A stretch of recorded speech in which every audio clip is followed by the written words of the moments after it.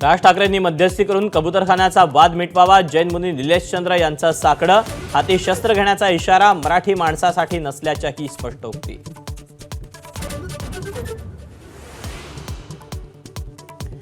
कबूतरखान्याप्रकरणी आंदोलकांची धरपकड केल्यानं मराठी एकीकरण समिती आक्रमक। जैन आंदोलकांवर गुन्हा नाही मग आमच्यावरच का, एकीकरण समितीचा सवाल। कबूतरखान्या बंदी प्रकरणी मुंबई हायकोर्टाच्या भूमिकेकडे लक्ष, थोड्याच वेळात सुनावणी। तज्ञ समितीची घोषणा होणार का याकडे नजरा।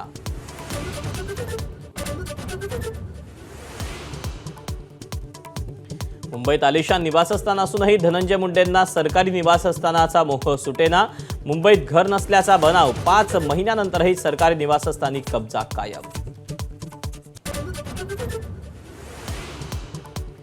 गोंदिया जिल्ह्यात ध्वजारोहण करण्यास छगन भुजबळांचा नकार। नाशिकमध्ये ध्वजारोहणाची संधी न मिळाल्यानं भुजबळ नाराज असल्याची चर्चा। लोढा करणार गोंदियात ध्वजवंदन।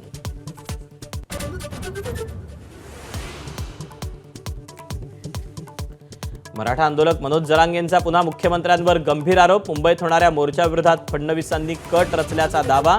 बादाच्या मुलाखतीत जरांगेंचं वक्तव्य।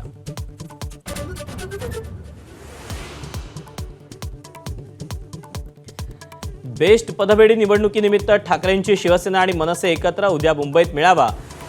उत्कर्ष पॅनल म्हणून ठाकरे बंधूंचे पक्ष एकत्र।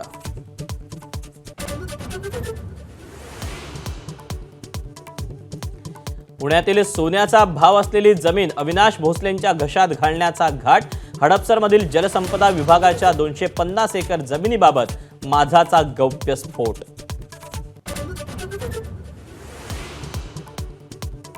माजी क्रिकेटपटू सुरेश रैनाच्या अडचणीत वाढ। बेटिंग ॲप प्रकरणी ईडीची चौकशी सुरू।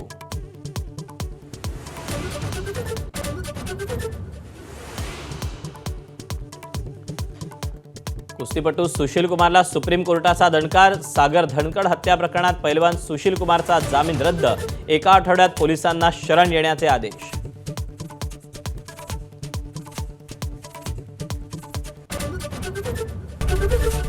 एबीपी माझा, उघडा डोळे बघा नीट।